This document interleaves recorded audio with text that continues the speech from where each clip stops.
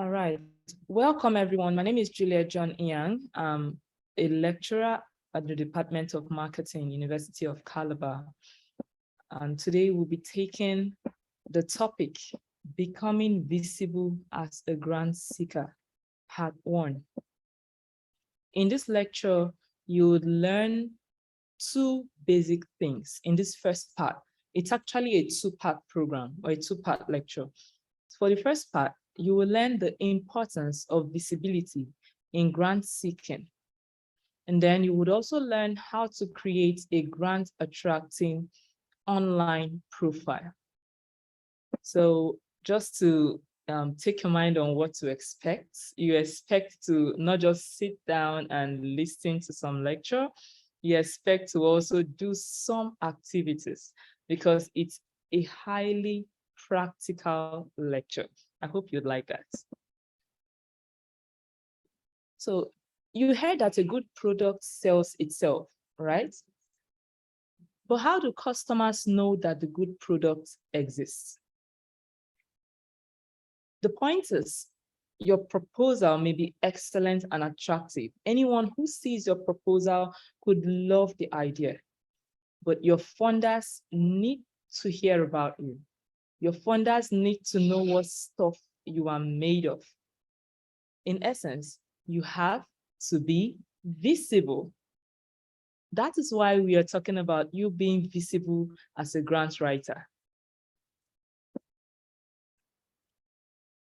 So what are some importance of being visible while you're seeking grants? For one, it helps you get to the top of the pool. Remember that you are not the only one submitting an application for that grant. A lot of people are submitting. A lot of people will experience, a lot of people from institutions of high reputation. You're not the only one.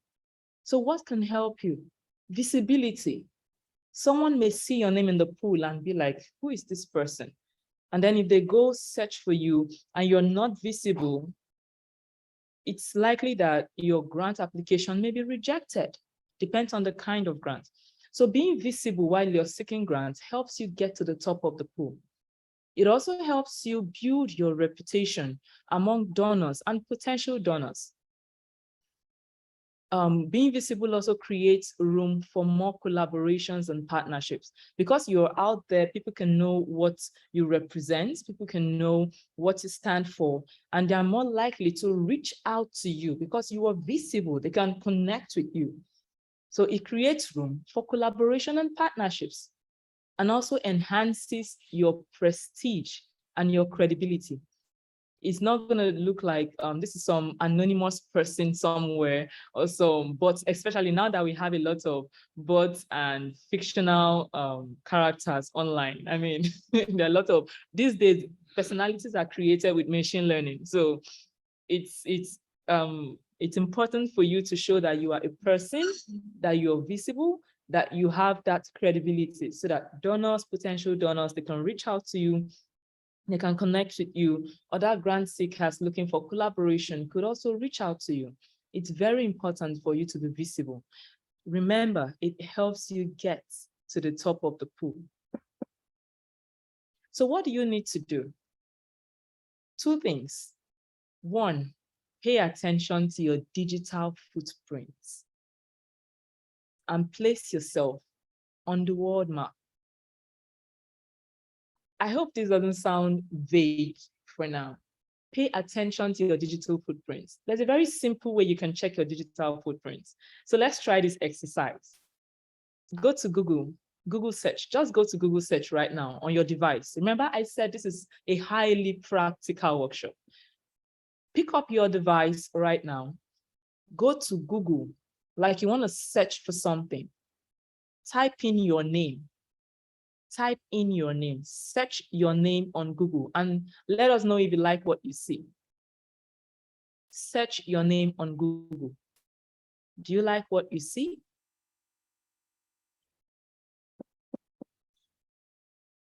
Search your name on Google. Do you like what you see? So let me just demonstrate that so you understand what I mean. I'll just stop sharing this for now, and then I'm going to share my browser. I'll share my browser right now so that you can see. I'll share my browser now. Okay.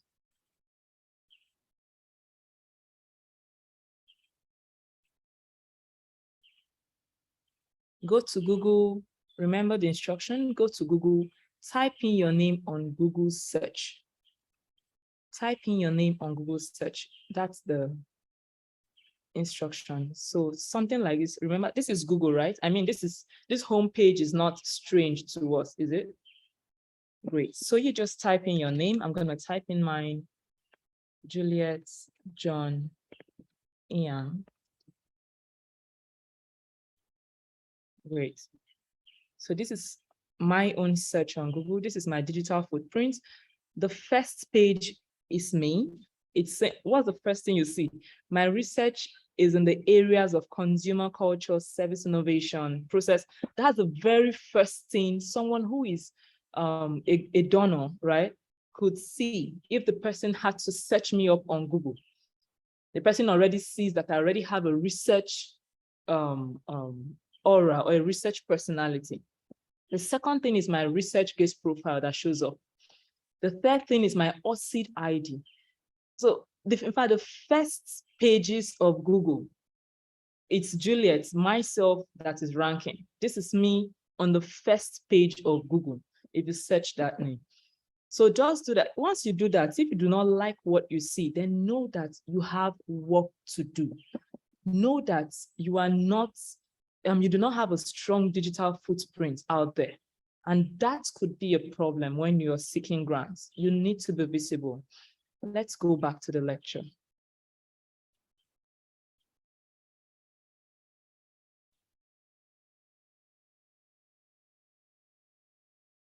All right, great.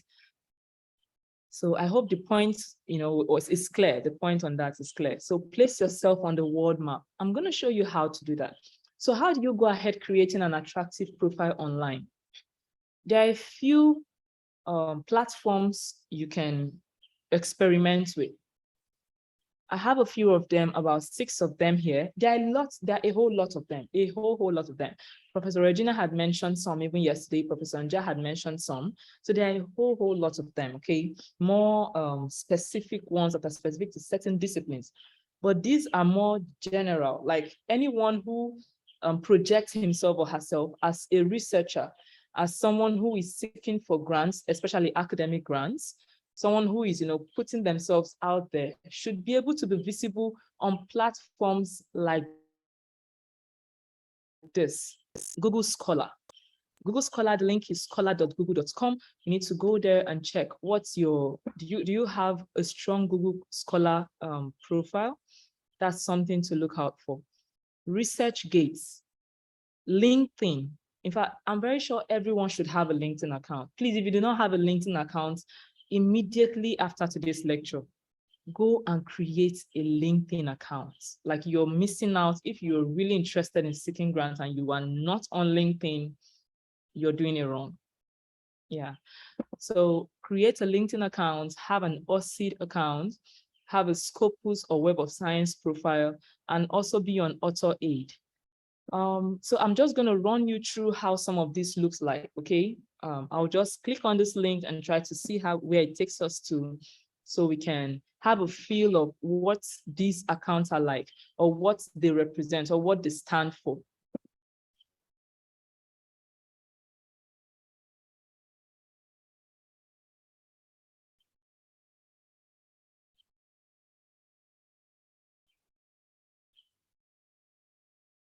So I'm sharing my entire screen right now. I'm sharing my entire screen so that we can see that. Okay, so let's start with Google Scholar, scholar.google.com. I hope you can see the screen, scholar.google.com. How do we know the profile, or how do you get to see your profile? You come here. For Google Scholar, you must have a Gmail account for you to be able to have a Google Scholar profile, okay? So, but this is what Google Scholar looks like. It helps you see the works of others. You're also able to look out for other people's profile. So this is what a Google Scholar profile looks like. This is mine. This is my own Google Scholar profile. So this is my profile. These are my research works. I've collaborated with a lot of people. These are the citations. These are the citations. Yeah, so you just take a few minutes and look at this.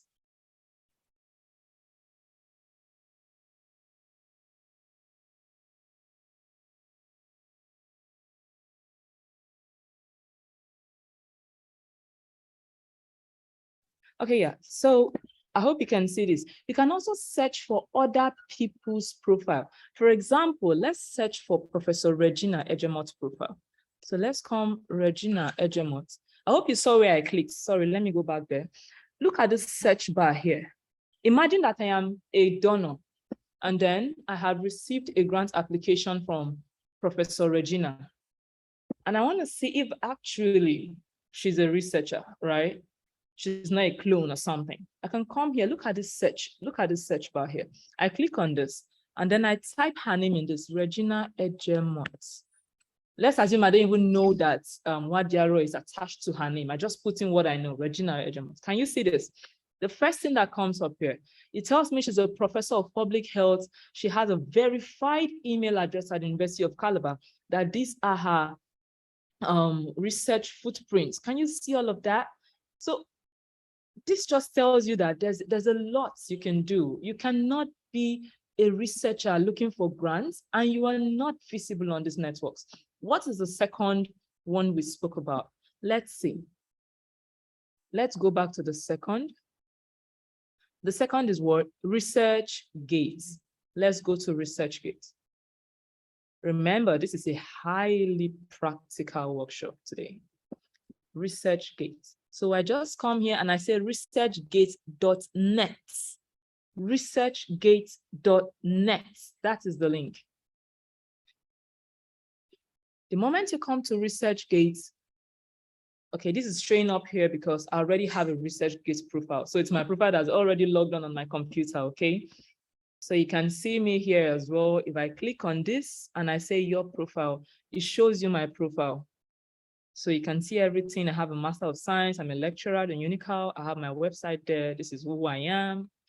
It shows you your research stats. If you want to see how many people are reading your work, how many people are following your research interests. So in the last week, I've had 19,890 people read my work. 100% research interest score. People are citing, like, these are things, it helps you, like, you're able to keep a tab on your research profile, okay? Let's also try to see who wants us to search their ResearchGate profile. Who wants us to search? If you want us to search a ResearchGate profile, let just write your name in the link and let's see. Let's assume I'm looking for someone on ResearchGate. I want to search for someone. Let me just go to the chat and see who I can search for. Okay. Okay, so I see John Ajayi. John Ajayi. So let me just pick that and come to the ResearchGate search. See, search for people, research and more. There are other things you can search for, but let's search for John Ajayi. Okay, so I've not really seen that here. Not really. Okay, say people. People, exactly. Oh, great, great. So you can see that John Ajayi from Taraba State University is there. Exactly. So well done, John Ajayi. You have a digital footprint on ResearchGate. So thank you for letting us use your profile as an example. Okay, so what other digital footprints platform can we use? LinkedIn. I actually want to use LinkedIn last. So let's leave LinkedIn first because LinkedIn is really general for everyone, whether you are an academic or not. Let's keep that for now. I'd like to use that last. So let's go to audit.id. What is audit? Take a look. I come to my search bar and I said audit. Okay, audit ID. So audit.org. So audit provides a persistent digital identifier that you own and control. What do we mean by this? If you actually go to the internet or if you go to a research platform or any other platform and you search Juliet Inyang, I am not the only Juliet Inyang in the world. I am not the only Juliet Inyang in the world. Of course, some of us are very fortunate to just be the only unique person with a name. In fact, my spouse is not the only Johnny Yang in the world. I have a lot of people asking me question, is your husband Johnny Yang of lands commissioner or no? So I am not the only Juliet Inyang in the world. Other researchers may also be bearing Juliet Inyang. But how does audit ID helps, specify or identify that this is me? It gives me a unique ID. Audit ID gives me a unique ID. Look at this. So I'm just going to search here Juliet Inyang. Watch what happens. Can you see? Juliet Inyang, as you can see. So this is me. This is my own ID. So if I want to publish a work and I'm sending that work to a journal and the journal asks me for this ID, they are not stressing me. No, they want to know there might be a lot of Juliet Inyangs online, but which of these Juliets online is you? So I just give them this number and then they associate it with my paper, they associate it with my grant proposal, they associate it with my submission, so that someone else will not claim my work. That is how audit ID works. And I mean, thankfully, you can have an audit ID profile, even if you are not like really affiliated to a particular academic institution. Unlike ResearchGate, which you have to be affiliated to a particular institution, in audit, you can have it. So long as you're into research, you publish, you send out grant, you can have a profile, okay? And you can update it. Don't just have a profile for nothing. Update it, put your research work there, put your employment. Can you see this? This is like a CV. This is like a life CV. My biography is there. Every other grant I've won is there. My employment is there. Every education, it's a life CV that you can have for free. Make use of it. Okay. I hope we're enjoying this lecture. Please let me know in chat if you're enjoying what you're seeing. Okay. So the next is Scopus and Web of Science.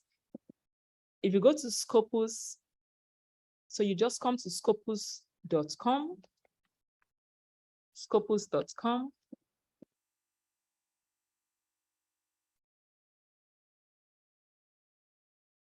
Great.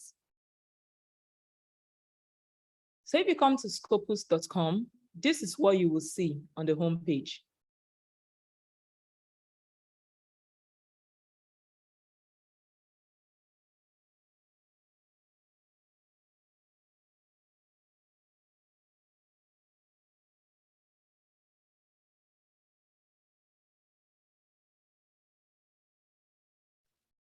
Okay, great. So I hope you like what you see, right?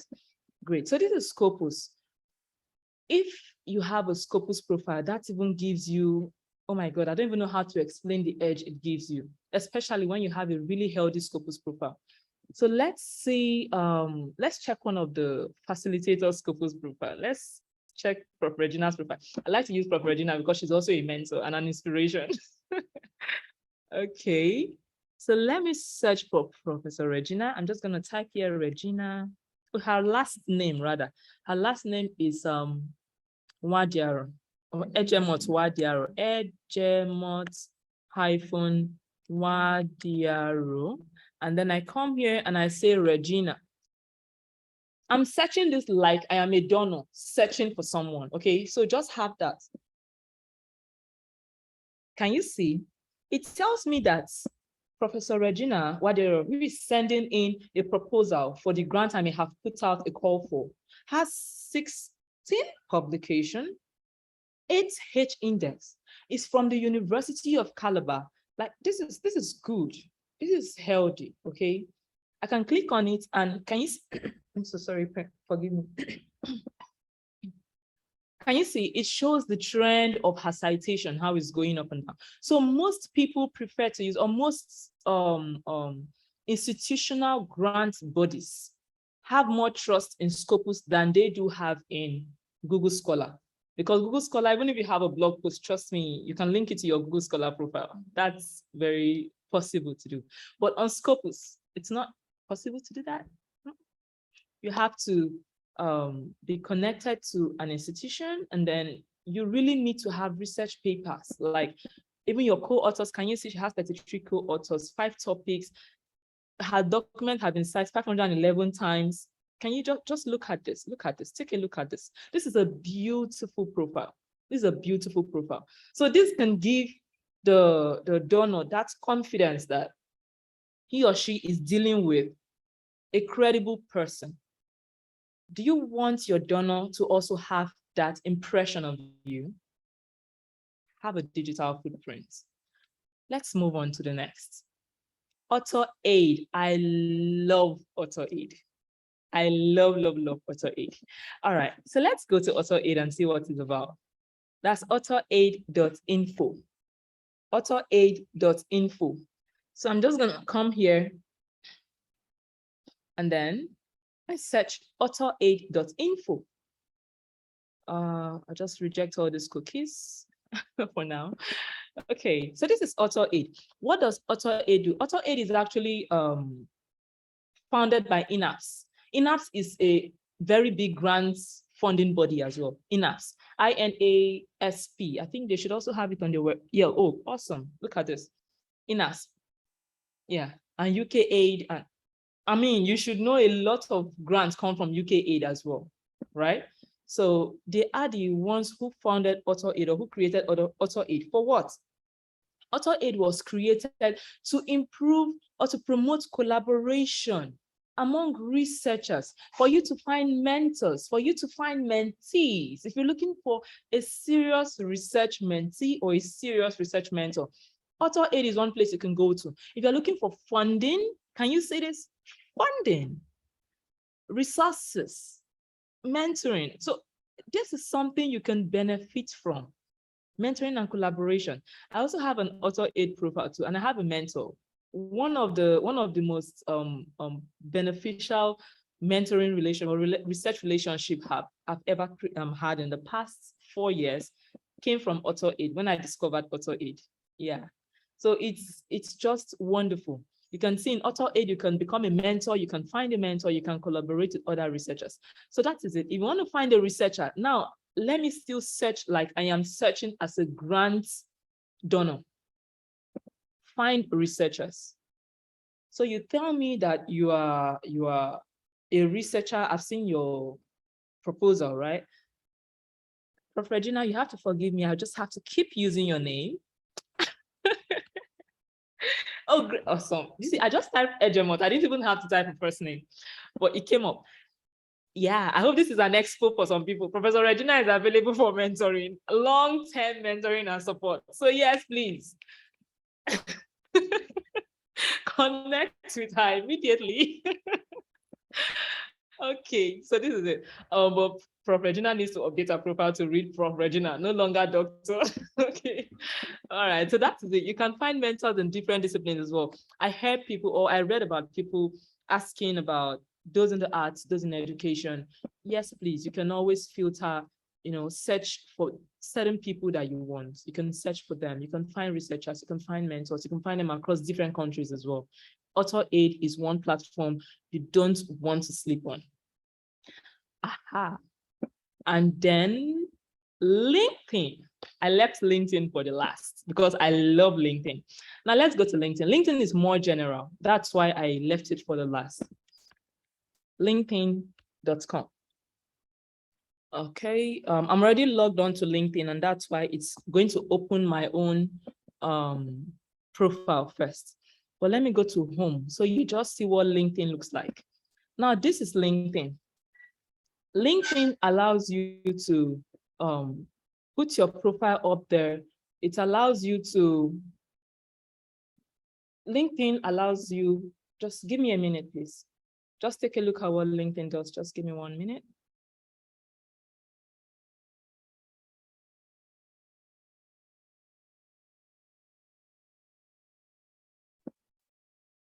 Okay, yeah, thank you. So LinkedIn allows you to project yourself.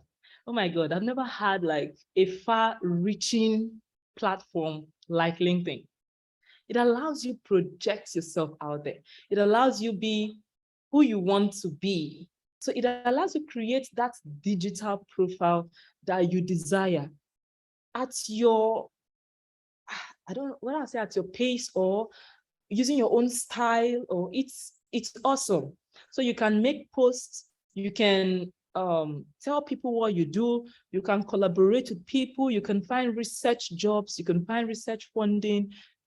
Let's search for people. But as a grant donor, which I am acting like here, let me search for Professor Nja. So I just say Mbe Nja and I search.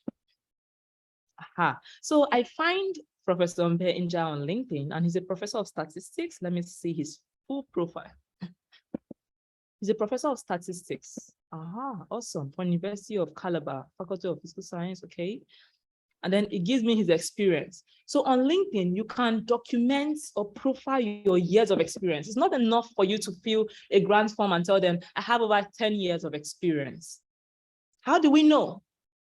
Come to LinkedIn, put the organization there, link your organization with it as well. So you can see he has put here Director Center for Teaching and Learning. If we click here, it will take us to that center. So it means that it's verified.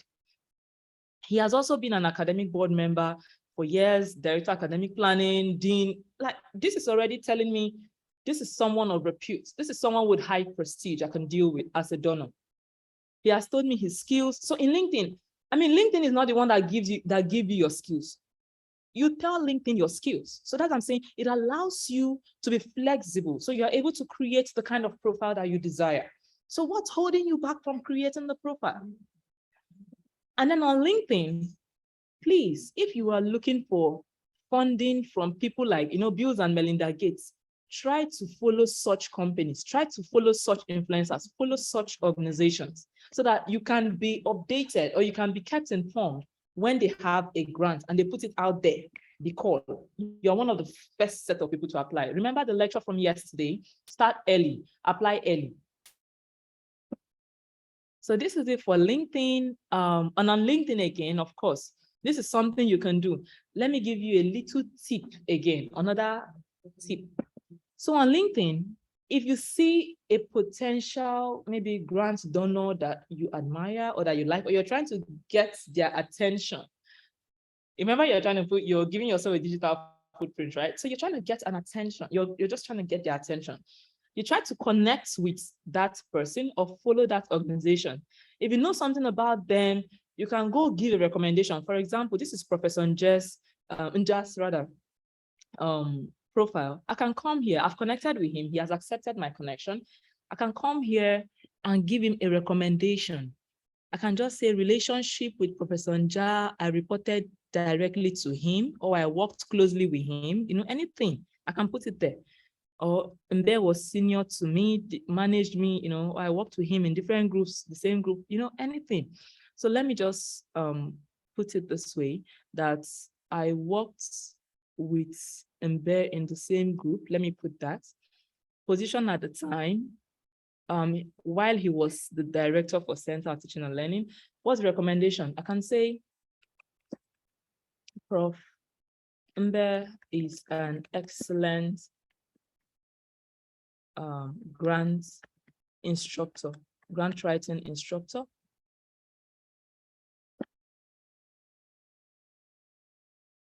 I recommend him to any early career researcher seeking to win a grant. And then I send it. Professor Mbe must have received a notification right now that I have endorsed him as an excellent grant tutor. What do you think will be the next thing he'll do? Who is this? And then he clicks on my profile and I'm visible to him. So if he's reviewing grant application and he comes across my name, am I likely to come to his mind? Your guess is as good as mine. All right. So let's go back to the lecture. Now that you know, go on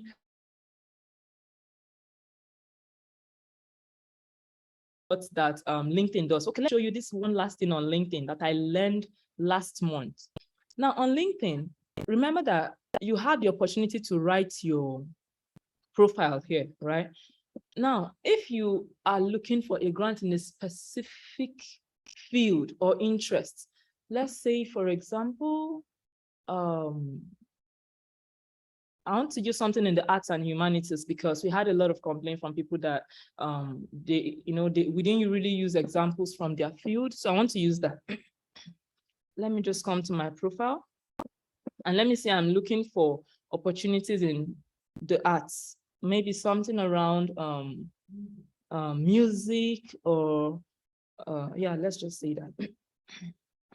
This is a skill, this is a tip. You come to your profile, okay? Come to more. Ask yourself. So remember, I'm looking for, this is what my profile currently looks like. Data science, researcher, I provide technical support for academic research and all of that. But I'm currently looking for opportunities in music, remember. And then I'm sending out a grant application for music. I should ask myself the question, is my profile visible as somebody who has skills in music? What are some things I may be missing, like my profile may be missing, or that my profile needs to add? This is what I would do. I come to my profile, I go to more, I say build a resume. Of course, I'm not going to be building a resume, but it's just for you. I'm just showing you a trick on LinkedIn. You come, you say create from profile. Can you see what has happened? Look at this. It tells you choose your desired job title. So let's say the keyword I need here is music, maybe music professional. Or yeah, let's just say music professional. I want to project myself as a music professional to my grant donor.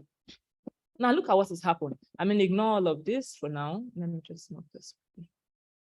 It tells me that in my resume, only 2 things qualifies me, like only 2 things are visible there as someone who is an expert in music: leadership and communication.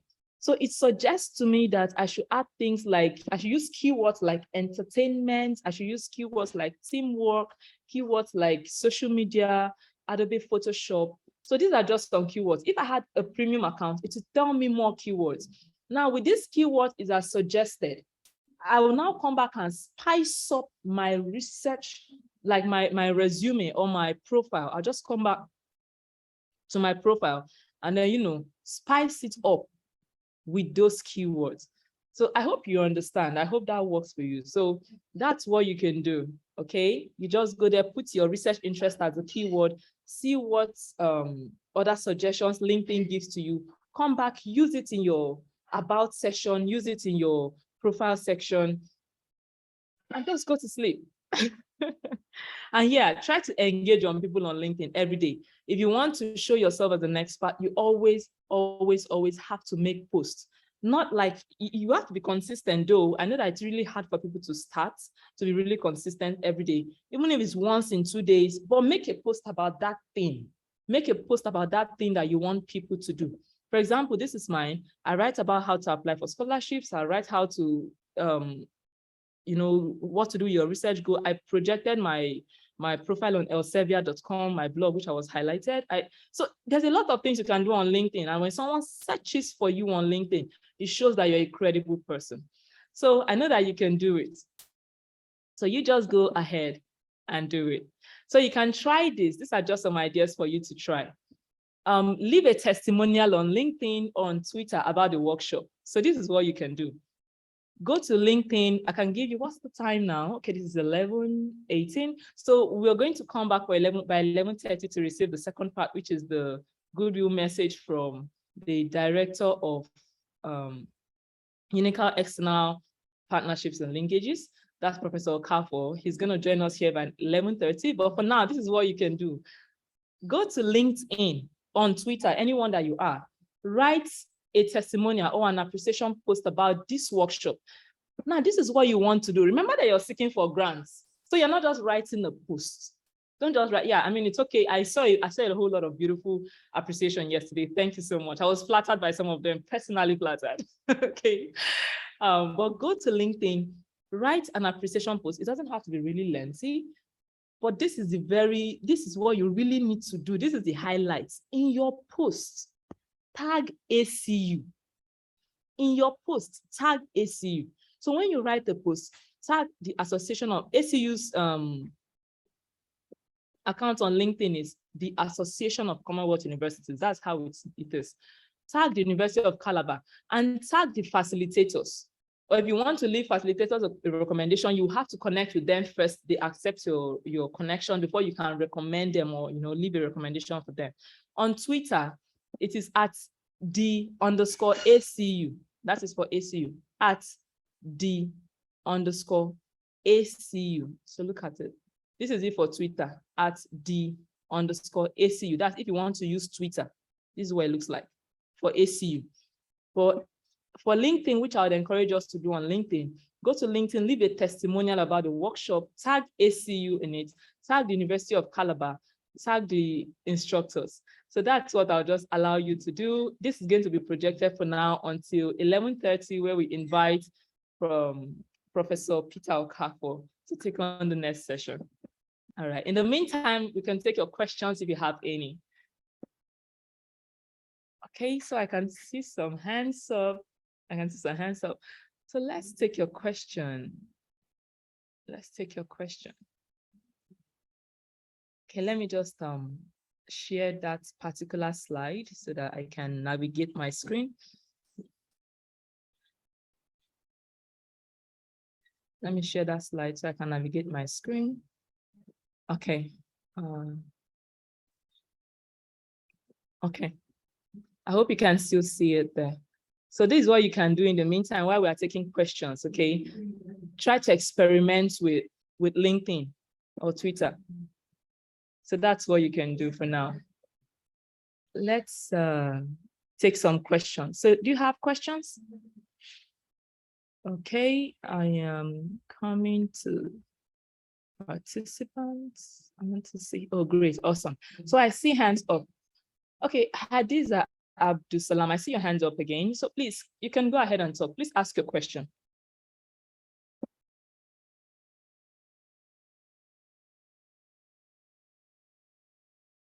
Okay, you're muted. I don't know if you're talking, but I cannot hear you.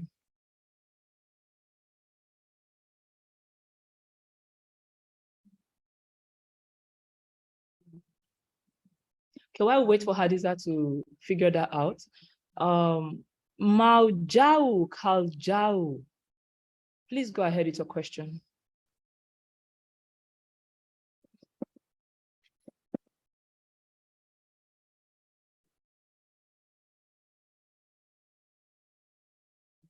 Mauja, are you there? Okay. You're muted in case you want to check it. I don't know if you're saying something, but if you're invited to talk, please unmute your microphone so I can hear you. Abubakar Ijoko, please go ahead with your question. Hello, can you hear me now? Oh yeah, Majao. Yes, I can hear you, Majao. Go ahead. Yeah, the name is Buba Mamman Wufem. Okay. Buba Mamman Wufem. Okay, but that's not the name showing on your screen. Okay, that is my Gmail name. Okay, no problems. So you're welcome. Yeah. Please go ahead Yeah. with the question. Yeah, you know, about this, first, let me appreciate you. You've been so wonderful throughout this particular program.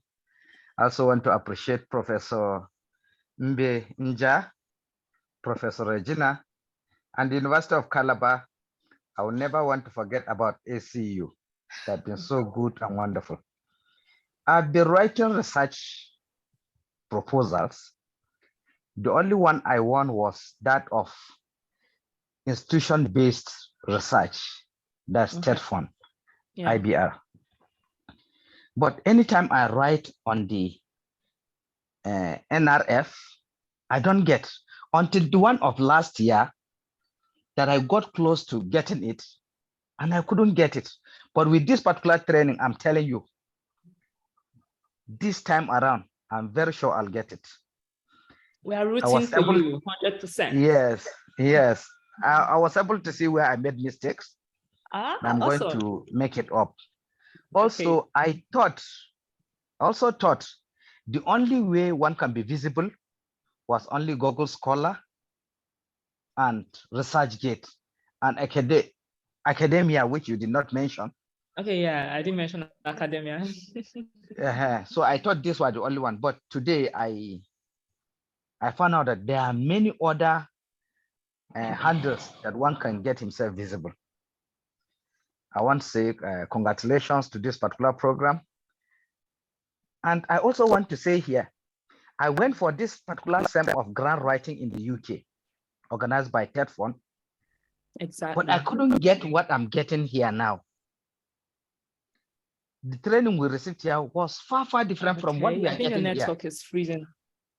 Okay, this one is more impacting than what we got in the UK. Maybe we can talk to TEDFund. Instead of sending people abroad, let them link up I think with the University of Calabar. Messy. Can you hear me now? Hello? Okay, hello? We didn't get the last thing you said. Do you want to write it in chat? Okay, I'm making appeal. Then please write it in chat. We can't hear you, okay? Okay. Thank you so much. I really appreciate the comment. All right, thank you.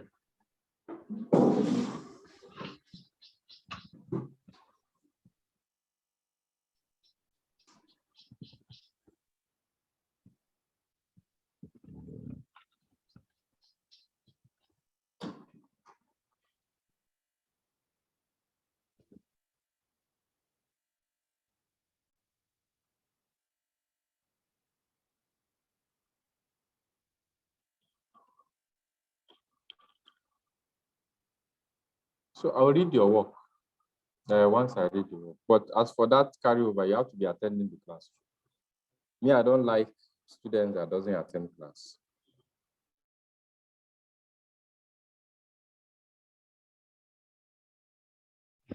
Okay. Yeah, Hadiza, are you able to speak now?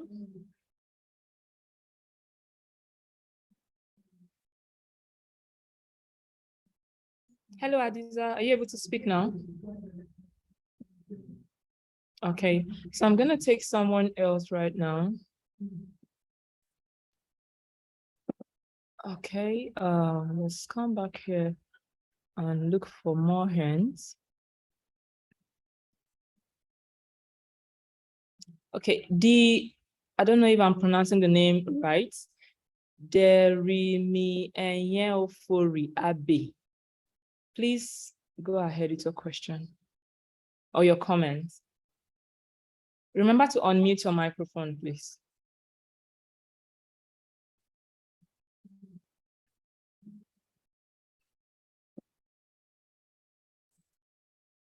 Okay, we cannot hear you. I don't know if you're unmuting your mic, but we cannot hear you.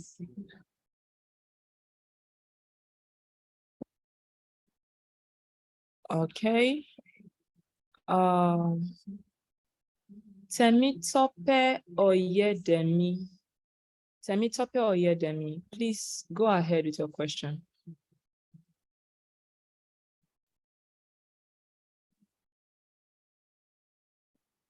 Okay, all right. Good morning. Good morning. Yeah, I want to say a big thank you to Unical, that is University of Calabar Grants Writing Team. It has been a wonderful experience. It has been an eye-opener. It was as if I've never had it in my life before. So I really say thank you to Dr. Juliet, Professor Mbe, Professor Regina.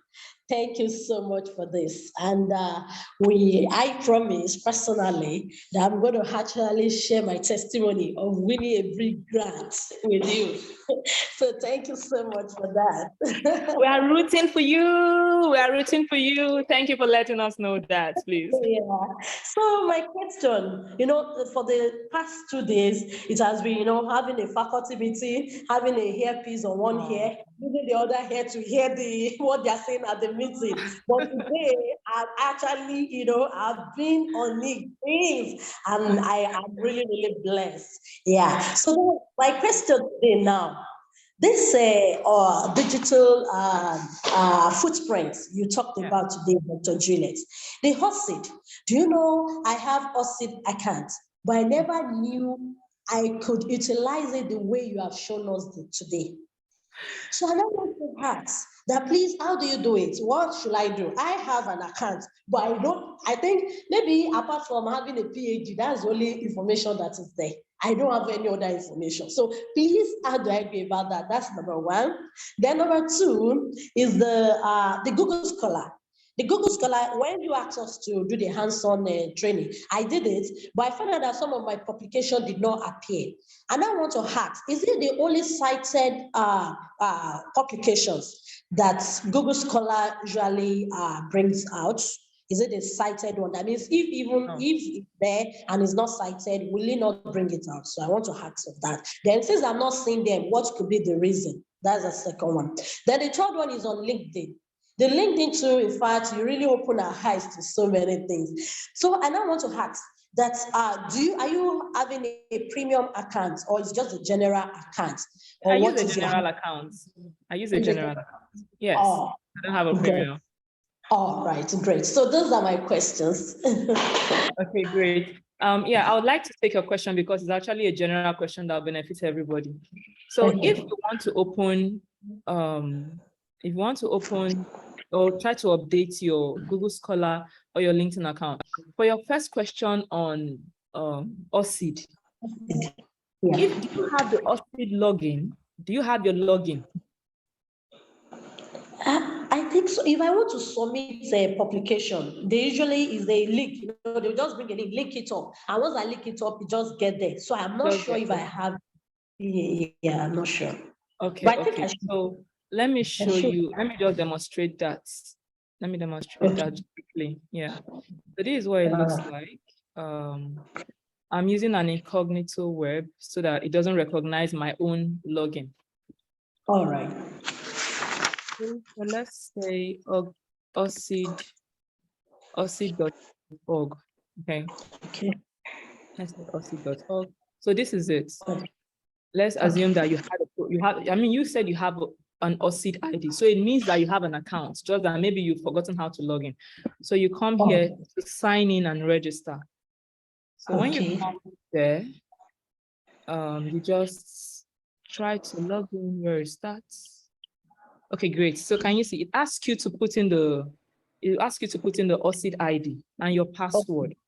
So if you have forgotten your password, good news, you can click on forget password and you will receive an email. In the email that you used to open that OSID ID, you receive an email to reset your password. But if you can remember your password, great. You just put it in there, put in your login. It takes you to the OSID profile. Now, this is because, can you now see that here, it's not just showing me Juliet, it's now showing me some editing icons. Yes. So I'm able to edit now because I have logged into my profile. So I can now edit.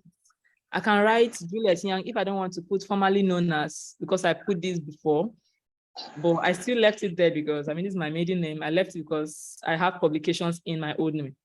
I can take this off, delete it. I can bring it back, whatever. I can edit my profile. So that's the point. But here, these are the things. I also talked about Scopus. You can see I linked my Scopus auto ID in it so that my Scopus profile is linked to my OSID. So whichever way, if a journal article documents my OSID profile in their journal, the Scopus immediately catches it. So I don't even need to go run to Scopus to do it myself. Okay. Yeah. Then for Google Scholar, let's go to scholar.google.com. Scholar.google.com. So this is it, right? You sign in as well. You sign in with your Google account. It will ask you to sign in your Gmail account. So I'm going to use my Google account. I'll use my Google account for that. I'll use my Google.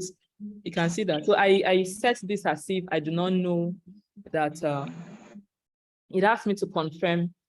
At least I like this, what it does. So I'm confirmed from my device that this is me logging in. I mean, beware of hackers. Okay. So you come here again. If you want to update your profile, come to my profile. Look at this icon. Do you see this plus icon here? Yes. Great. Now you need to know where is that journal or that article that you're talking about that Google has not picked Okay. Incidentally, even if it's the one you've not even published, you know you can add it. Yes, look at this additional, this plus sign here. Click on it. It means add. You can add articles as a group. You can add, you can even add manually. So imagine that I have it manually. I come here. I'll say, okay, is it a journal? What's the title? So all my local journals are also on Google. Google Scholar do not really pick local journals, especially since they are not really on websites. But I add my local paper, my publications on local journal on Google Scholar. You put the title of the paper, you put the authors, how many were you, put it there. Publication date, put the journal name, the volume, the issue, the year, and just click. That's it. You can put conference papers, you can put book chapters, you can put your thesis, your master's thesis, your PhD thesis. Oh, go ahead and put it there. That's why I say you can have a Google Scholar profile so long as you have done a master's or you've done anything in research. All right, great. So I'd like us to stop here for now. We've run over time. I'll be on the lookout in the Q&A box for questions, and but we have to invite Professor Peter Okafor to give a speech. But Temitope, I hope you're good. Yeah, you've done a great job. Thank you. Thank you so much. Okay, let me invite Prof. Okafor. Okay. Professor Okafor. Yeah, I can hear you.